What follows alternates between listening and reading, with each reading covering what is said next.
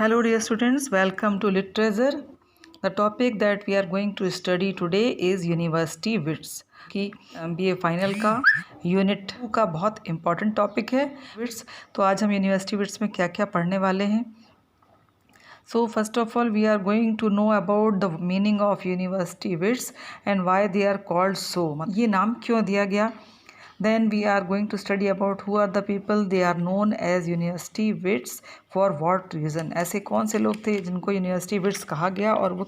Then we are going to study about the main traits of university wits। At last we are going to study about the contribution of the university wits in the development of English drama। तो चलिए शुरू करते हैं आज की video. तो जैसा कि नाम से ही क्लियर होता है कि university wits is the word come out from the people who studied from the universities। तो यहाँ पर हम बात कर रहे हैं ऐसे ग्रेट स्कॉलर्स की। wit means the meaning of wit is related to the wisdom and brain।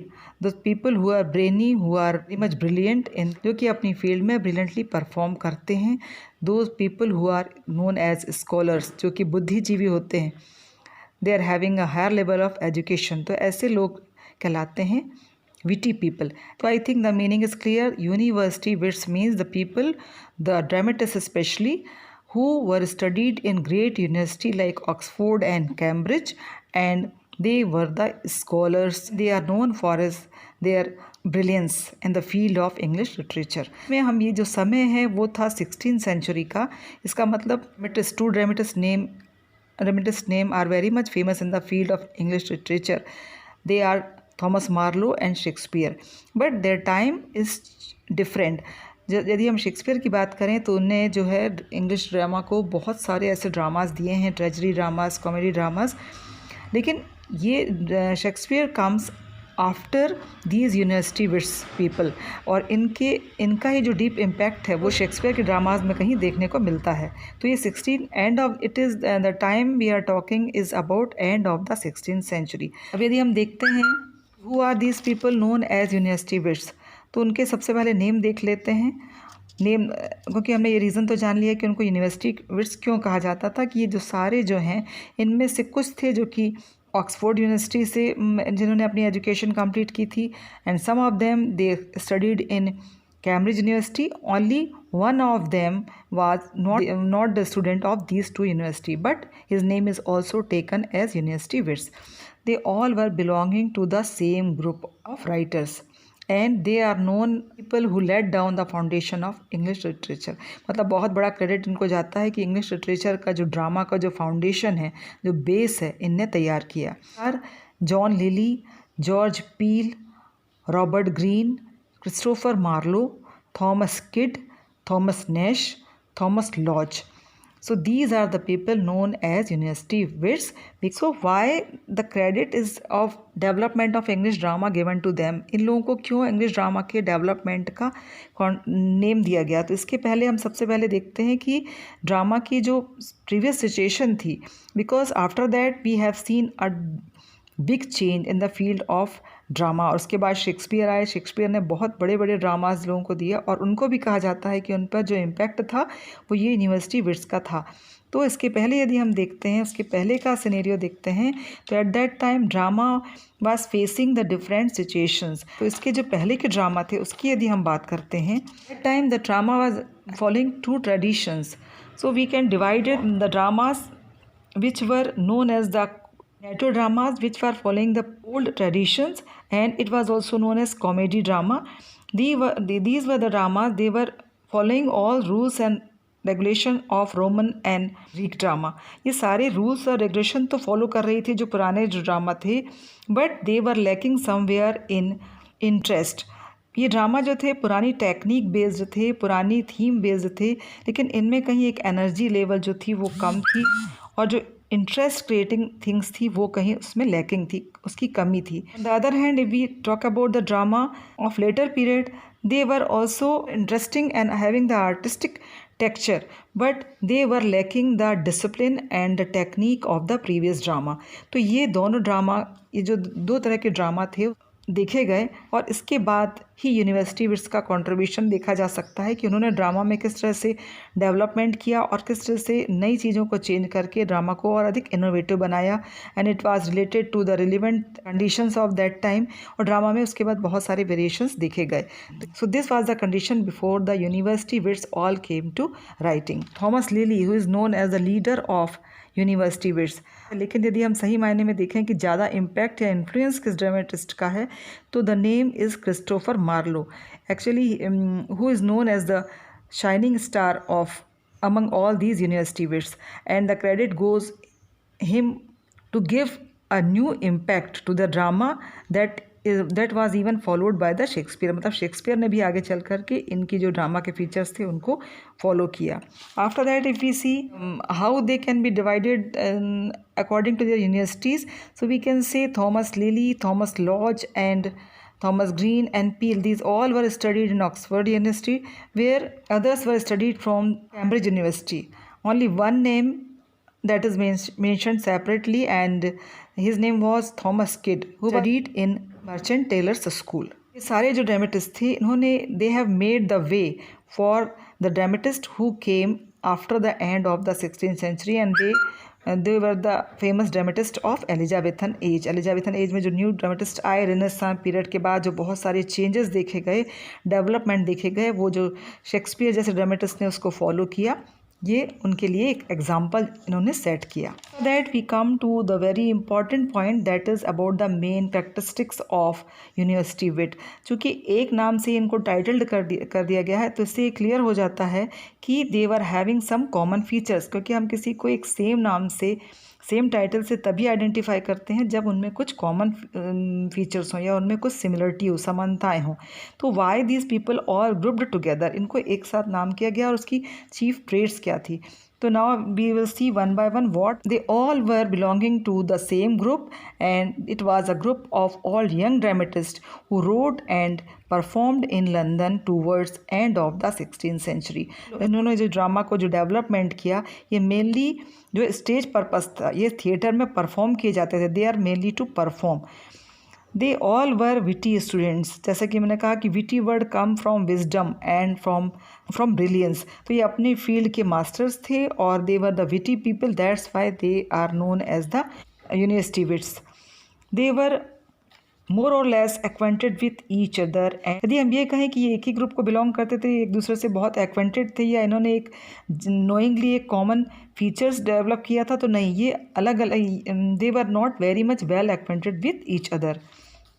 Acquainted मतलब पहचानना एक दूसरे को। Talk about their life, about their career, they all are having one thing very much common, they are having a very irregular and uncertain life, and some of them are having even a very pathetic end. मतलब इनकी life बहुत irregular थी, बहुत normal life नहीं थी, unsure सी life इन्होंने एक कुछ का हम देखें तो एंड भी बहुत पेनफुल हुआ, लोनली, विदाउट फ्रेंड्स, और बहुत एक्सीडेंटल वे में भी इनका कुछ का एंड हुआ। Let's see the other characteristics also. They all were the members of a learned society and they found liberal in views। ये जो थे, ये सारे जो बुद्धिजीवी वर्ग जो होता है समाज का, इस तरह से जो सोसाइटीज़ थी उसके ये मेंबर हुआ करते थे। And they were found very much liberal in views. कोई भी चीज़ जब डेवलप होगी उसका सबसे बड़ा साइन होता है कि जब आइडियाज़ लिबरल होने लगे, मतलब जब विचारों की स्वतंत्रता हो। तो this was found in their nature and in their writing. Clearing the concept of God and morality, इनके जो आइडियाज़ थे अबाउट गॉड एंड मॉरलिटी, जो कि इसके पहले देखा जाए तो बहुत डोमिनेटेड थे, चर्च जो डोमिनेटेड थे और क्रिश्चियनिटी के डॉक्ट्राइंस थे वो कहीं डिस्टॉर्ट हो रहे थे। तो जब ये रीअवेकनिंग हुई या रिनेसेंस पीरियड आया, तो उसके बाद जो है गॉड और मॉरलिटी की जो डेफिनेशन को नई तरीके से इसको एक्सप्लेन करना, उसको और लिबरल बनाना, वैल्यू पे ज़्यादा कंसंट्रेशन करना, ये सारा ये यूनिवर्सिटी विट्स का एक मैसेज था, मोटो था, and that they have used in their writing. Other quality we can see in all these university wits, they all have the fondness of introducing heroic themes in dramas which they take from great levels of great figures। ये एक इनकी बहुत बड़ी quality, ये एक और इनका special feature था सारी यूनिवर्सिटी विट्स का कि इनकी जो जनरली थीम होती थी it was related to heroic theme. Heroic मतलब होता है जो ब्रेवरी से, स्ट्रांगनेस से, स्ट्रेंथ से रिलेटेड हो। और ये फिगर्स हमको जनरली कहाँ मिलते हैं, हिस्टोरिक फिगर्स यदि हम देखते हैं या कुछ बड़े लेवल की जो एपिक लेवल की जो ग्रैंड फिगर्स होते हैं, कैरेक्टर्स होते हैं, तो ये इनके जो फिगर्स हैं उस तरह से ही डील किए जाते थे।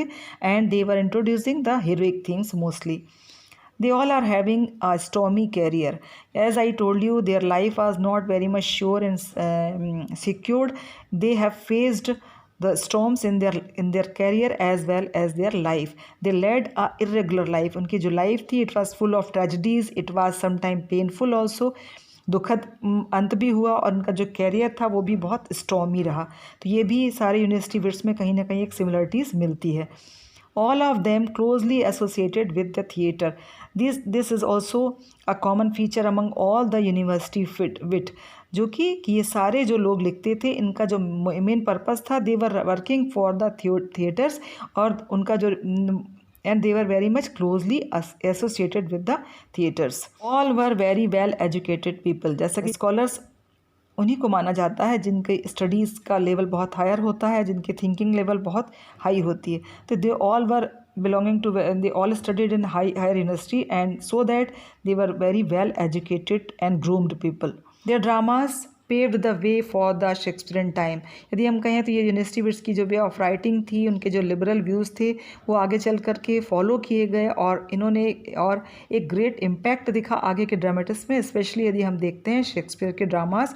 सो these all later dramas are indebted, even English literature is indebted to them for the contribution they have given in numerous ways. जो उनका कंट्रीब्यूशन है, जिस तरह से उन्होंने फ्यूज़न किया क्लासिकल ड्रामा को और अपनी न्यू टेक्निक को डेवलप करके, जो एक कंबाइंड फ्यूज़न उन्हें जो ड्रामा में दिया, जो डेवलपमेंट किया, इसके लिए English literature is always indebted to this university wits. उन्होंने जो कंट्रीब्यूट किया उसके बिना जो है इंग्लिश लिटरेचर का जो ड्रामा फील्ड है वो कहीं इनकम्प्लीट है, अधूरा है। They all are having the great impact of renaissance. इसके पहले के वीडियो में हमने पढ़ा है what is the meaning of renaissance. It means reawakening और रिवाइवल और रीबर्थ। मतलब जो इटली में, जर्मनी में, यूरोप के सारे नेशंस में जो एक चेतना आ रही थी, नव चेतना, लोगों में एक जागरूकता आ रही थी, लोग लिबरल हो रहे थे, ये सारी चीज़ों का इम्पैक्ट इनकी राइटिंग में मिलता है। सो we can say they all are having a great contribution in making the foundation of English drama. तो ड्रामा फील्ड को डेवलप करने के लिए और एक नए तरह के ड्रामा को इंट्रोड्यूस करने के लिए, जो कि लिबरल थी, नए आइडियाज़ से भरी थी, जिसमें कि क्रिश्चियनिटी को भी नए तरीके से एक ब्रॉड कंसेप्ट के साथ में डील किया गया था। तो ये सारी जो कॉमन फीचर्स थे, ये सारे यूनिवर्सिटी विट्स की राइटिंग की आइडेंटिटी थी। और यही कारण है कि they all were taken into the same category and they all were known as university wits. This explanation is good enough for you, जिसमें हमने सारा कुछ डिटेल में पढ़ा कि यूनिवर्सिटी विट्स का मतलब क्या होता है, कौन थे जो कि यूनिवर्सिटी विट्स थे, उनका जो कंट्रीब्यूशन है और जो चीफ कैरेक्टरिस्टिक थी, ये सारी जो कॉमन फीचर्स थे यूनिवर्सिटी विट्स के, और किस तरह से इसने इन्फ्लुएंस किया इंग्लिश लिटरेचर को, अपना कंट्रीब्यूशन दिया, और उसकी पहले की कंडीशन किस तरह से चेंज हुई, और जो नेटिव ड्रामास थे, जो इमिटेशंस ड्रामास थे, वो सारा कुछ चेंज होकर के एक नया ड्रामा फॉर्म आया। क्योंकि जैसा कि यूनिवर्सिटी विट्स के बारे में कहा जाता है कि they have never imitated the previous dramas slavishly. मतलब स्लेविशली मतलब उन्होंने इसका अंधानुकरण नहीं किया और उसमें चेंज किया, अपने ओन वे, अपनी ओन टेक्निक, अपनी ओन थिंकिंग के साथ में नया प्रोडक्शन ड्रामा को दिया। और ये जो है यूनिवर्सिटी विट्स का एक बहुत बड़ा योगदान इंग्लिश लिटरेचर में माना जाता है। तो आज की वीडियो के लिए इतना ही। If you have not subscribe my channel, do subscribe and do study well. All thank you.